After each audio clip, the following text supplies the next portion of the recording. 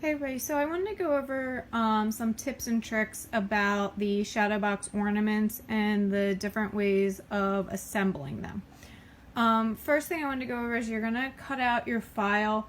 With the Cricut, I use 65-pound weight paper. It's the Recollections brand from Michaels. For the Cricut, I use the intricate cut setting. And for the silhouette, I use the textured cardstock setting. I make sure my depth is set to 5, with 5 to 6, depending on how dull my blade is. A speed of 4, force of 33, with 1 pass, and then make sure that your line segment overcut is on. For cutting cardstock, the key is you don't want your mat too sticky, but if it's not sticky enough, the paper will slide around. And make sure that you have a newer blade. The other thing I want to touch base on is you'll get a zip file, and inside you'll get the different formats. Most people are using the SVG. There's written instructions in here, as well as the most important thing with these ornaments is there's a diagram. And the key with the diagram is that if you can see oops, sorry, I'm bumping it all around. At the very, very top, it says for Cricut. So for some reason, it shrinks my SVGs down. And I put the exact measurements, width and height that you will need to make a 3-inch ornament. You just have to put those into the measurements at the top, and you won't have any issues. Okay. So let's go over the actual ornaments. Let me get this out of the way. Now, there's a couple different ways for assembling. Let me zoom out. There we go. Okay. So there's a couple different ways of assembling them. I personally use these foam adhesive squares. Okay. They are sticky on both sides. The ones on the right are from Michaels. The ones on the left are from the dollar store. And so what you'll do with these is I put 8 of them on, and I evenly space the 8 around the circle. So you just pull them right off the sheet and you just stick them, and I stick them right on top of the row below it.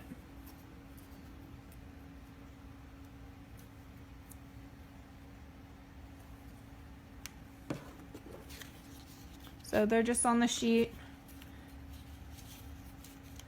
and I'm just pulling them off. And I'm literally just sticking them on and lining it up. You don't have to be, you don't have to be too accurate, just close. So you can see the stack from before. And I just line up right over top. And then they have paper on the top, so then you just pull them all off.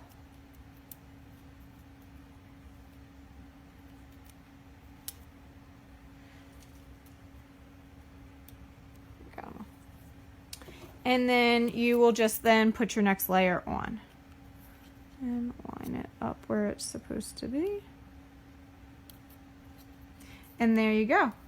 So I find them to be the easiest. The biggest downside to using them is if you can see the sides. So when you go to put it in your actual ornament ball, you'll see the layers, okay? One trick of hiding that is this is 3/8 of an inch ribbon, and literally if you start at the top of the ornament ball, you can just hot glue down the ribbon and that will cover it, okay? That way you don't see these, okay?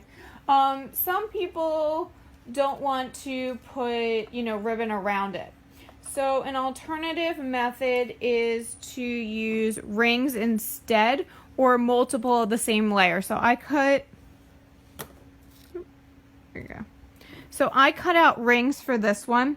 I'm putting 3 rings in between. I recommend probably 3 or 4 rings in between each layer. Okay, so this is just super easy. So I will actually put the ring SVG up in the file section of the group. That way you'll have it if you want to cut out a whole bunch of extras or you want to design your own, that sort of thing. So literally I'm just taking an Elmer's glue stick and I am just putting glue around the edge and just lining up the next one.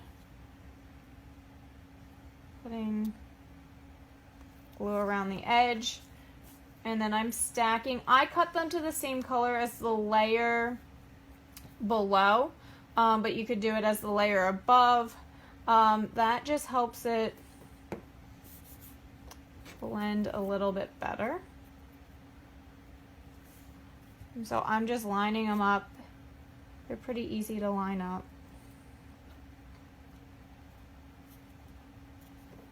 And there's the last layer.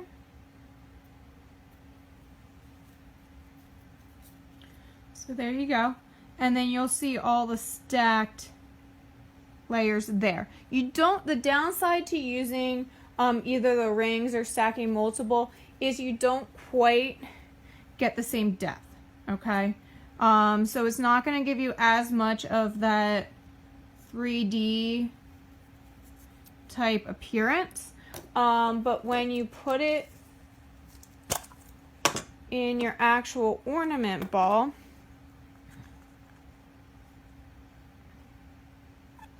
and these just fit right in. We'll go over some tricks on that in a minute of how to get them the right size, but they just fit right in. Maybe. Sorry, trying to do it one-handed. There we go. All right. So then you just have the colored paper there. You don't have to hide those inserts. All right. Another way of doing this is with what we call, these are Zots, okay? What they are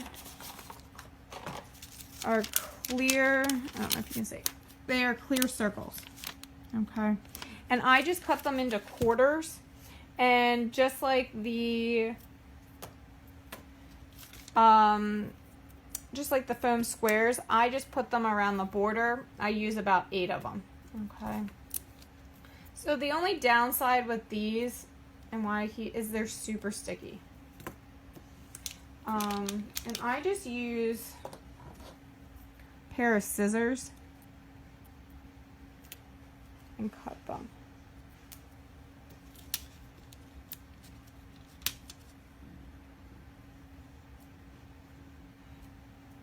As I'm waiting to get off the scissors.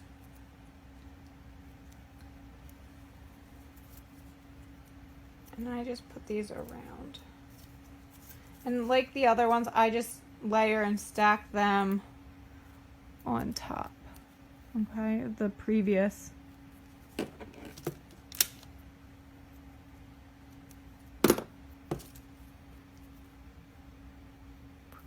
layer.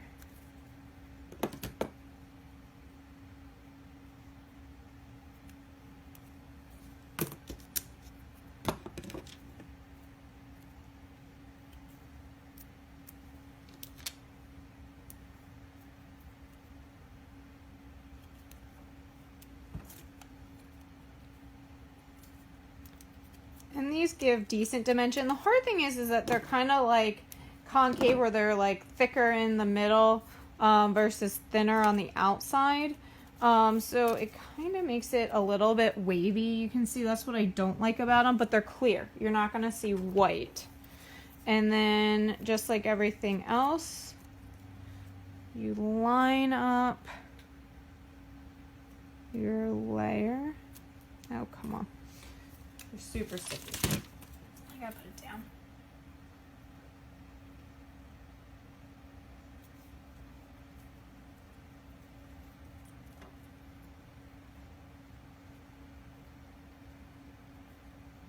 And I find them harder to get everything kind of lined up. But the nice thing is they are clear.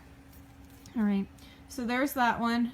There's the sides. So you don't have the white showing, but you still will be able to see spaces when you put it in your ornament ball.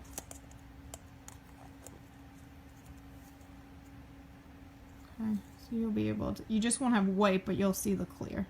And it does bellow the layers because, like I said, they're not perfectly flat like the foam squares are.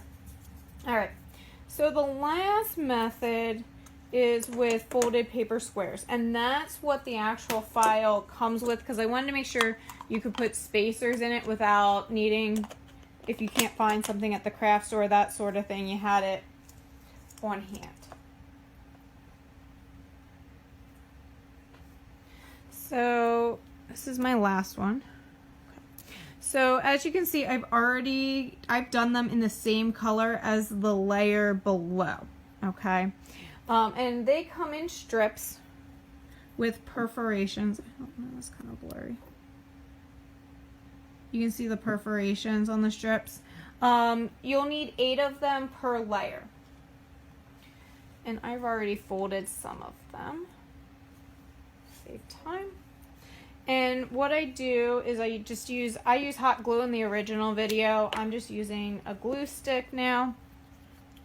And literally I just put glue all along one side, fold in the 2 ends, and then flip it over, put glue on the other side, and fold together. And then try to get it off my extremely sticky hands. There we go. Maybe. And then one more time. I just put glue all on the one side. Fold the 2 ends in. And then flip and fold together. Okay. And then I just glue these all in place.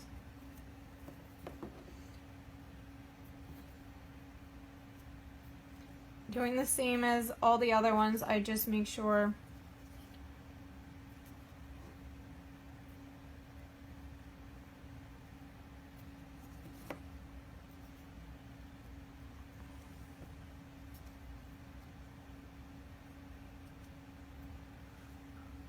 sorry, I'm off screen. I just make sure they are all sort of lined up best you can.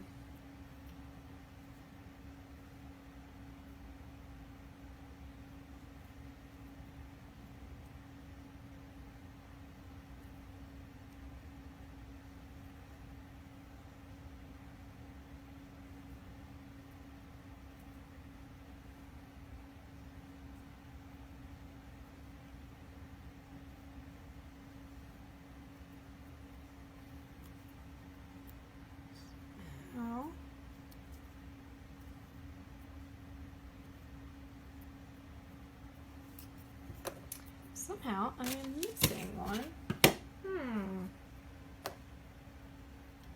Lovely. All right, so it's just one short. I don't know where the other one got off to.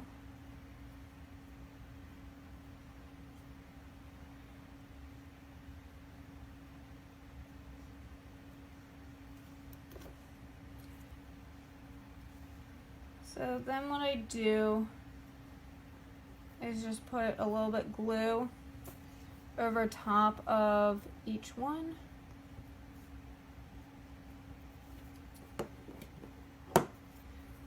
And then glue the final layer in place. So that's what that will look like. Okay, you'll still have sort of the spacers. It won't be as flat. Just to give you an idea, this is about if you were to do like 4 rings, because it's 4 folded layers.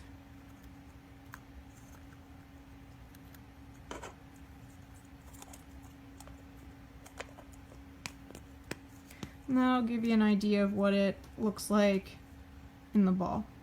Okay. So a couple things about the balls themselves. The balls that I use, these are the ones I get from Amazon. I'll put the link in the description. I think it's like $8 or $9 for 10 of them. They are 3-inch ornament balls. So I actually, for these, cut my circles at 3 inches, and they fit perfectly, as you could see. But what I recommend doing if you're using a different brand is you want to measure the inside of your ornament ball. So you can see mine is exactly 3 inches. That's why I cut it that way. And start by cutting there. What I recommend is cutting like a test circle first and making sure that the test circle fits in there without flip-flopping all around. If it's too small, you can add little glue, a little bit of hot glue on the top and the bottom to get it to stay so it doesn't, you know, flip around on you. And if you guys have any other questions, want to input any tips or tricks that you guys have, feel free to comment, and I'll be happy to answer.